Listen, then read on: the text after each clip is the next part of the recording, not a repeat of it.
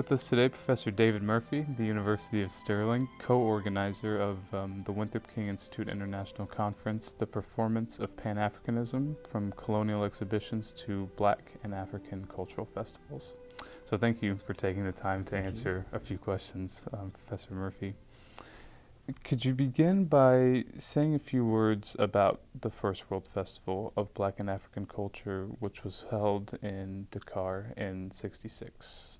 Specifically, historical significance taking place during the era of decolonization, and the role it had in giving a platform to the cultural scenes of Africa and its diaspora. So the '66 festival was a really major event in the period that put culture front and centre of debates about decolonization. There were over 2,500 participants, musicians, artists, writers. Over 30 countries from Africa were represented, 6 countries with an important diasporic population of peoples taken from Africa. So this was a major gathering of cultural actors and people associated with culture and the arts coming together to talk about what the future for the black world would be. So we had this key moment with decolonization sweeping across the entire African continent, but also you've got the civil rights movement here in the US, and the US delegation is one of the most important ones to travel to Dakar. So there was a real attempt to forge a bridge between events going on in Africa and what was going on here in America too. So it's a really key moment where you see in many ways the debates that are happening on the page through texts that we know, we're very familiar with, Césaire and Senghor, the writings of Langston Hughes here in America, talking about black culture and connections across the Atlantic. But here you got people actually coming together to meet for the first time, and that for African Americans, that myth of the homeland they've been taken away from is very important. But here you actually get a physical return back of a lot of people, and several hundred people travel from the States to Dakar in '66, making this first ever journey for them to Africa to meet with other black people from around the world. So it really is a key moment, I think, but one that's been neglected for all sorts of complicated reasons, because it's a festival and it's by its very nature ephemeral. You get people together for 3 weeks, it happens, and then it's gone. So you get accounts of it that say it was very important, but the what happened element, what happened, what conversations took place, who met whom, what did they talk about, how did they get on, what new partnerships were forged, that's the bit that's tricky to trace.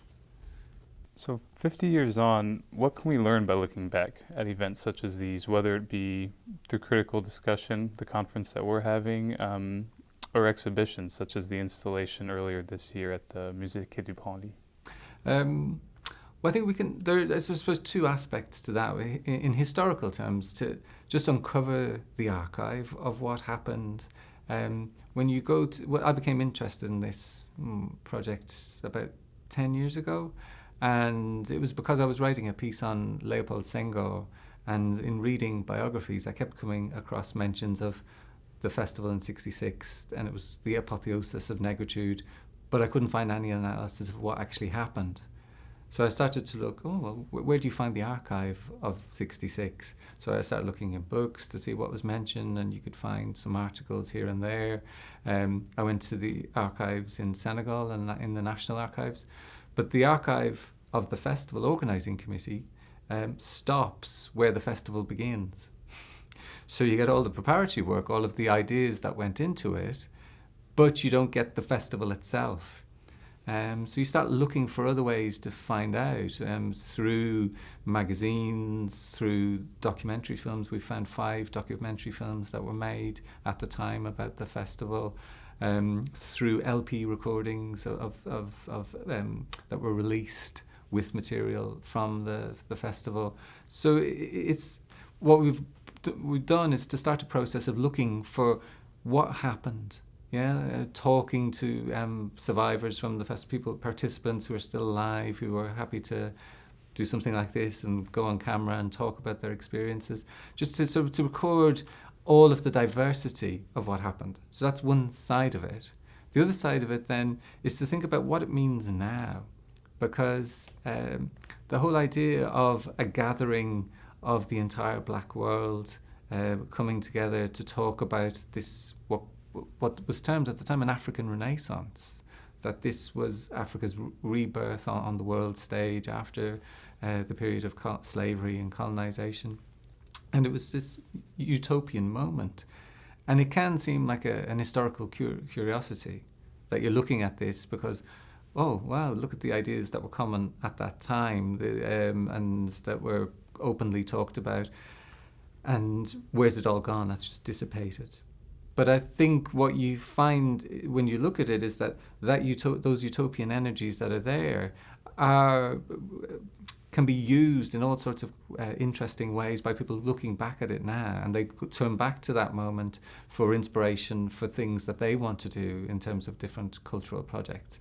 That there's not a fixed archive of the past, that it's a living entity that people can turn to and use as an inspiration for the future. So the idea of Pan-Africanism as a sort of political project with the United States of Africa might not be going anywhere, but the idea of a cultural gathering, coming together to share ideas about culture and identity, that's still very rich. That's something that can still be inspiring. So it's those two sides.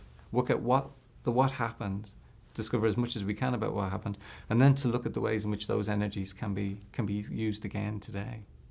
What are some of the difficulties in archiving events like this, like Dakar in '66, but also Fesman in 2010? And is it feasible for an archive of this type of an event, or any form of record to account for not only the official discourses of the events, but the experience of the people that were there? I think I've partly answered some of that, but I'll try and elaborate on those responses for you. The official discourse is usually the easiest thing to find. So when you go back to '66, what you can find is what you were supposed to take from it. So what the state, usually the nation state behind it, has said through various speeches or political texts or documents produced as commemorative books or whatever about the festival. They tell you what you're supposed to have made of it. So you can locate those. For '66, that's quite easy. For '69 in Algiers also, you get to something like '74 in Zaire, and it's much harder because there are no texts as such. 77 in Lagos, there's more. You get to 2010, it's very hard, Fesman 2010, to work out precisely what the official discourse was, because it was very decentered. There was no attempt to produce an overall set of documents or texts that would tell you this is what we're aiming to do. I think it was a lot of it came out of the mind of one man through Abdoulaye Wade. So they all present different challenges in that way. So usually the official discourse you can find, but not always. In terms of the what happened, that's the tricky part. So for '66, you can find various bits of information through the documentary films. So the 5 documentary films that were made give you a real glimpse of the day-to-day occurrences, things that happened, but they're obviously selective, so they can't show everything, and there are bits of the program that are missed out entirely.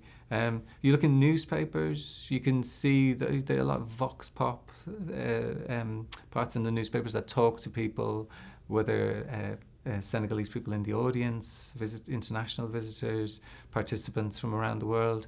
And you get a sense of what people made of it, their instant reaction. So you can find it there at the time, or you can try and trace people now and talk to them. And there's a people I've been working with in France who put on the Quai Branly exhibition a few months ago have been going filming interviews with participants from 66 and the other festivals to try and get down to record on camera what they made of it, what their ideas were, what they think of it now. So it requires a lot of work to go keep digging and to resist that temptation to stop at what the official discourse says, because that's the easy bit. To keep going further and to find out all of the different angles, that requires a lot more work, and you usually need to work in a team. And that's very much what I've done with this project, is to draw together a team of people who take the ideas in lots of different directions. I think if you try to do it by yourself, you wouldn't get very far. So turning to some of your work, you've written extensively on Senegalese film director Ousmane Sembène. What originally drew you to his work? Well, the initial attraction was largely down to an accident of history. That he came to Dublin, where I was a student at the time. This is about more than 20 years ago. He came to the Dublin Film Festival and he was invited to my university, and and I saw some of his films and thought it was interesting, and shortly afterwards I was picking a PhD project and I thought this would be a good thing to do. So yeah, it was partly by accident at the time. If I think about it in beyond the accidental version of history, what I saw at the time where in his work was a series of connections to what I'd already been studying in English. So I was an English and French major in college. So I was studying both subjects. And in English literature, I'd done an awful lot of Anglo-Irish literature. And the emergence of a sort of modern Anglo-Irish literature from the late 19th century onwards followed a process that I could recognize in the way Fanon wrote about the emergence of the intellectual in sort of colonized contexts, where you go through a process of assimilation, wanting to be like the colonizer, and then secondly, a process of turning to the past for validation that we had a culture worth preserving, and that's what we're going to celebrate that now. And then the third stage was the figure of revolt, who would say, turning to the past isn't enough. We need to rebel against this colonial culture and replace it with something new. And I very much placed, I could see that pattern in Anglo-Irish fiction, and I always thought of Sembène at the time as well, similar to somebody like Sean O'Casey, an Irish playwright, who sat uneasily with the whole tradition of Irish writing in and around the beginning of the 20th century, because when you had W.B. Yeats and Synge and people like that celebrating this Irish rural life and sometimes a sort of mythical version of that, you had O'Casey writing these sort of left-wing plays about workers in the slums in Dublin. And I thought, that's Sembène. That's where I was fitting him in. So I've never actually, I don't know if academically any of that would ever stand up if I tried to write about it. But I know it's been a sort of governing idea at the back of my mind. I think those connections were what pushed me, and I still sort of think about them from time to time as that's where I fit Sembène in. What was his attitude towards the festival in Dakar in '66? Was his work well received? And then in FESVN 2010, obviously he wasn't there, but was his absence, or the absence of a figure of his stature, felt? Okay, for '66, I haven't actually found any material where he talks about '66 in a reflective sort of way, where he stands back and talks about the whole event. He was represented in the programme. He did choose to take part, and that's an interesting choice, because the official discourse says this was a festival of negritude. So he may have chosen to boycott it, and that he didn't want to sanction that view of what African or black culture was. But he chose to take part and to present his version of African culture, to present what he thought the future of the continent was and how its culture should evolve. And he actually won 2 prizes. So he won a prize for Best African Film for Le Noir d'Eux, and he won a literature prize for fiction for Le Monde. And I found that very interesting that, again, this festival, what the official discourse says, it was a festival of negritude, but if you look at the prizes awarded, they didn't necessarily go to those artists who were celebrating negritude. It went to other figures, and I think somebody like Césaire would have played a key role there because he was on the prize committee for literature, French literature, and you could imagine him being a very independent-minded figure and not wanting to follow some sort of party line. So that's something yet again that troubles that notion that this was, the official discourse says this was Negritude Festival, but it was something else also. So Men won these prizes. There's a brilliant photograph of him receiving one of his awards on stage in Dakar in '66, and he doesn't look as though he's dressed up for the occasion or look particularly thrilled about this, but he went. He was a man who wouldn't go if he didn't want to. So he took part, but he stood to one side and did his own thing and didn't want to compromise. If we look then at 2010 as a festival, it did lack figures like Sembène. And somebody like Mombeti, Djibril Diop Mombeti, the great artistic figures who really sort of dominant and pioneering in their eras. I was at an event held during Festman 2010. It was a pop-up cinema was created on the Corniche, on the coast road near the university, and it was an inflatable cinema had been put there, and they had an event in commemoration of Sembène and Mombeti, these 2 sort of giants of African and world cinema. And that was that sort of feeling in the room as people were talking about these great artists, that it would have been wonderful to have great artists put forward in that way at the event, because that didn't really happen. And I hesitate before being very critical about Festman 2010, because everybody is, as far as I can see. Everybody slags it off that it was a big ego project for Abdoulaye Wade, and it was all about him showing to the world how brilliant he was, and he was as cultured as Léopold Senghor. And I think a big part of that is true. It did come from his ego, and it was poorly planned. So there were some giants of the sort of cultural intellectual sphere who were invited along, but it all happened too late for them to actually make it. So I can remember farcical events. I was supposed to go to a talk by Edouard Glissant, and Glissant, it transpired later, he was actually on his deathbed, and they were advertising this talk that he'd been invited, but obviously said he's sick and he wasn't coming, but nobody knew. So there's a lot of these people wandering around trying to find where the talk would take place, and so anyone who was there can tell you lots and lots of chaotic stories like that. But Festman 2010 was interesting in all sorts of ways, because it was sort of the polar opposite of '66.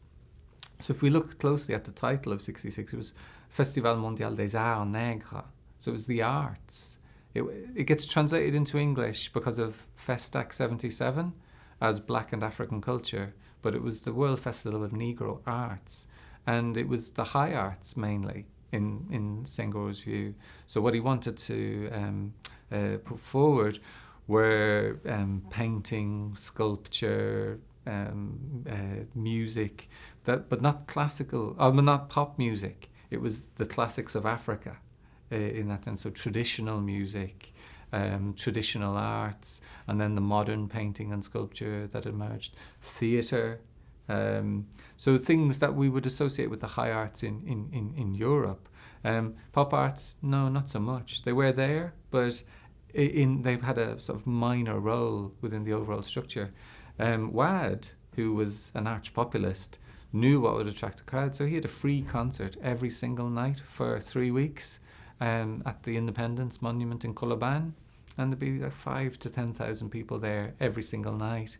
And the likes of Youssou N'Dour would give concerts, Jams, the French rap star.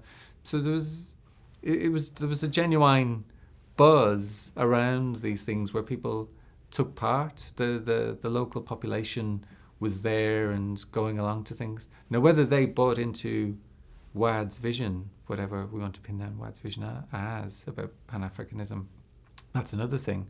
But in terms of participation, of getting people out on the streets and involved in a festival that wasn't for an elite who would celebrate African culture for them. It did all sorts of interesting things, Festman 2010.